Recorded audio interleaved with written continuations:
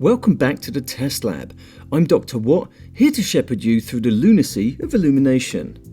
I'm here today with a new segment which we call Wintker, which breaks down as what you need to know about, with today's knowledge nugget being how science handles measuring light. It's become clear during these early stages of Test Lab's development that there's an awful lot of confusion out there in relation to the terms we use to describe light and its effects. The confusion stems in part from the language used to describe light's effects, and in part from the fact that all forms of electromagnetic radiation, which includes visible light, are downright weird. However, it's our belief that if we can give you a better understanding of the basic ideas behind the hard science, then you viewers will be much better at navigating the murky seas of grow light marketing. Knowledge is power, my friends, and ignorance can cost you a lot of cash. The first step in understanding how we measure the properties and effects of light is to understand a little bit about light itself. And as mentioned, this may be a little tricky as it means talking about some pretty complex physics. Danger, Will Robinson! Danger! But don't be afraid. I'm not going to cast you adrift in a sea of quantum uncertainty or expect your PhD thesis on my desk anytime soon. Instead, our aim here is to get you comfortable with the scientific terms used by the differing disciplines of science that study light. And to do that, you have to at least get your feet a bit wet. However, in order to keep this all digestible, for those of you out there that have yet to embrace their inner nerd, we're going to be using metaphor as a tool, which in some circumstances bends the exact descriptions of science a bit. Sorry science, but we're dealing with some chewy concepts here, of the type that underscore the truism, reality is stranger than fiction.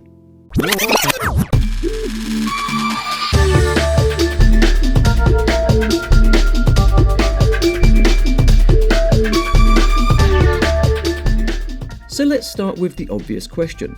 What is light? In order to deal with that question, we've first got to define light, because light is not something you can just simply pour into a glass beaker and measure. So, what's the definition of what we term light? Well, as the dictionary is as good a place as any to start, we'll begin there.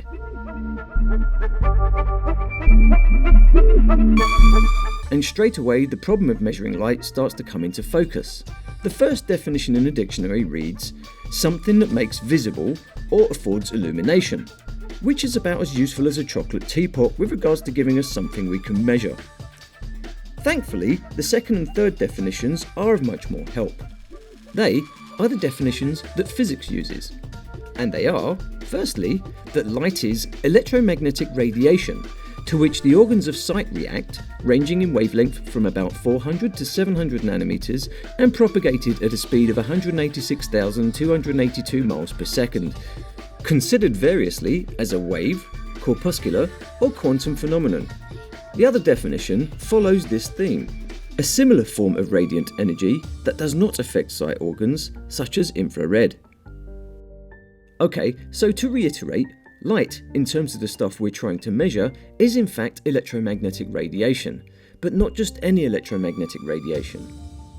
We're trying to measure only the stuff that plants are sensitive to, not humans, and certainly not the entire electromagnetic spectrum, which includes a lot of other stuff you might be familiar with, such as X-rays, microwaves, and even cell phone and Wi-Fi signals, which are both forms of radio wave. All of them fall within the electromagnetic spectrum of radiant energy, from the visible light we used to see to the nuclear radiation, which is the cause of many of your nightmares.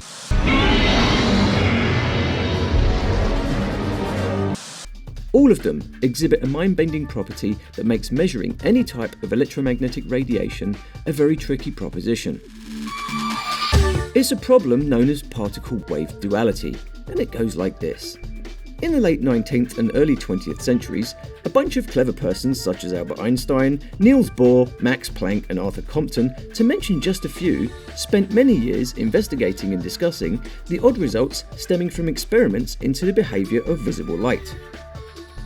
The main argument was about the nature of visible light, with the two schools of thought being that light was either energy, which physics measures in waves, or matter, which physics measures as particles and atoms.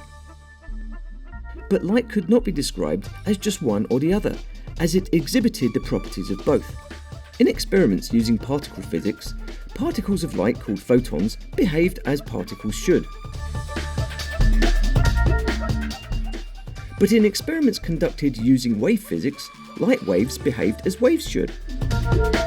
This is not to say that light, and therefore all electromagnetic radiation, is both a wave and particle at the same time, just that it exhibits the properties of both. Like I said, weird. What the? Sergeant Angel? Yes! Sir! The upshot of all this is that in order to tell you how light affects your plants, we need to consider multiple types of data and not just one. The discoveries of light's split personality had far-reaching implications, including discovering that the building blocks of all matter, elementary subatomic particles, also had this same dual nature. This means that energy and matter are interchangeable. And that is what the most famous equation in the world is all about. Okay, so now we know that light is A, electromagnetic radiation, B, can be measured in more than one way, and C is damn weird stuff. How are we going to measure it? To answer that question, we're going to look at what your plants need. All plants use a process called photosynthesis to produce their energy, and we'll cover that in depth in a future Windcare segment. Photosynthesis is driven by a specific band of electromagnetic radiation. That band is referred to as PAR, or photosynthetically active radiation, which is very similar in range to the band we call visible light. What PAR doesn't tell you is how much electromagnetic radiation is falling on your plants. All it tells you is what type of electromagnetic radiation is falling on them. To tell you how much light there is, we'll have to step away from wave physics and back into particle physics, or more specifically, a field called radiometry. Radiometry is the branch of physics that deals with the measurement of electromagnetic radiation, and it uses a lot of terms to describe its effects. Now, if we were just looking to find out how much energy is falling on your plants, this is all we'd need. But you know it was never going to be that easy, right? The problem is, plants do not get their energy directly from the PAR that they're exposed to. Instead, they convert the radiant energy into chemical energy via the process of photosynthesis. This process uses photons themselves to initiate the photochemical events regardless of frequency. A red photon creates just as much of a reaction as a violet photon, and herein lies the problem with just measuring radiant energy. The energy content of a photon of violet PAR is 1.75 times larger than the energy content of a photon of red PAR. So we need to count photons and not their energy. And that's why you're probably more familiar with the term micromole. A micromole is a millionth of a mole, and a mole, or mole, is a unit of substance as it's defined by the International System of Units, and it's mainly used in chemistry. We're using it here in relation to our specific substance, photons. And this means that 1 micromole is equivalent to approximately 602 quadrillion photons. That's 15 zeros. Even micromoles don't give us the full picture we need, as a micromole is merely a measure of photon flux, with no mention of surface area or time. To understand this, think of it in terms of rain. We don't actually care how much water there is in a particular cloudburst. We care about how many raindrops there are. And because it's nearly impossible to accurately count raindrops individually, we need a method of describing the intensity of raindrops within set defined parameters. And they are surface area, which we measure as 1 meter by 1 meter or 1 meter squared, and time, which we measure by the second. So our description of the intensity of a rain shower is how many drops of water fell in 1 meter squared in 1 second. Now, if we convert this concept back to electromagnetic radiation, we arrive more or less at a metric called photosynthetic photon flux density, or PPFD. Just like our rain metaphor, PPFD measures how many photons, measured in micromoles, are received by a surface measuring 1 meter squared in a time frame of 1 second. Combining the data from a light fixture or bulb spectral output, which is the quality of light, with its PPFD, its intensity in real time, gives us a good understanding of how much light is falling on your plants, and more. The only other data point in general use in horticulture is the daily light integral, or DLI, which refers to the total accumulating micromoles that fall on a meter squared surface in a day, and it's easy to work out.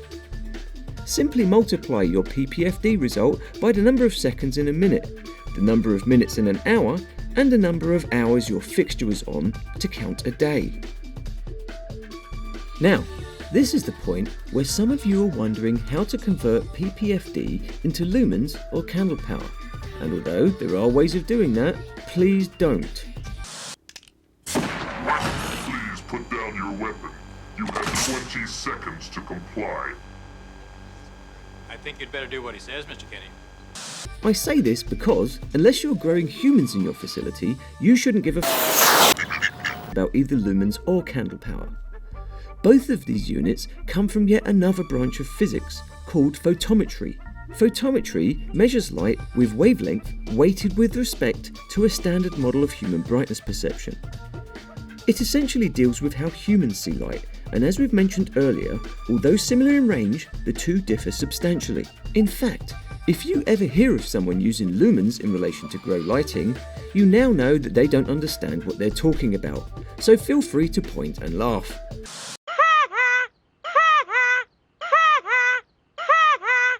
So that's what you need to know about light measurement. So all that's left for me to say is thanks for watching,